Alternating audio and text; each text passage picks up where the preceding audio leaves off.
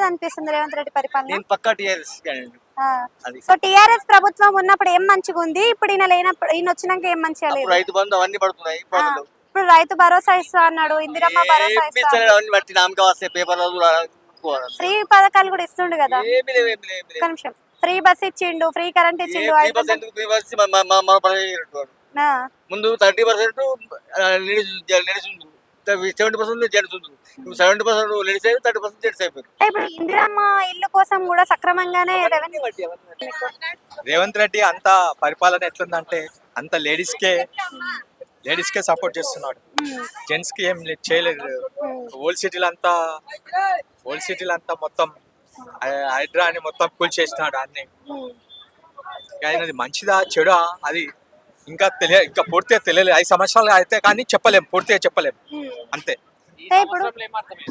ఈ సంవత్సరంలో మంచి చెడు అది పూర్తిగా చెప్పలేమండి. ఆయన 5 సంవత్సరాల తర్వాత ఆయన చెప్పగలుగుతాం. ఈ సంవత్సరంలో కూడా కొన్ని మార్పులు చేసిండు కదా, ఉచిత బస్సులని, ఉచిత పథకాలని. ఉచిత బస్సులు చేశాడు, అది లేడీస్ కే చేశాడు. లేడీస్ కే ఫ్రీ కరెంట్ అయితే ఫ్యామిలీకే చేసిండు కదా. ఏం చేస్తాడంటే అక్కడ ఓల్డ్ సిటీ మొత్తం అంతా హైడ్రాని అందరిని కూల్చివేసినాడు అన్ని. మరి అది గవర్నమెంట్ మంచిదని చెప్పలేము, చెడు అని చెప్పలేము. ఈ 5 సంవత్సరాలు పోతాయి కానీ మొత్తం చెప్పలేమండి. కేసీఆర్ ప్రభుత్వము ఆయన పర్వాలేదండి, ఆయన మెయింటెనెన్స్ పర్వాలేదు, మంచిగా చేస్తారు.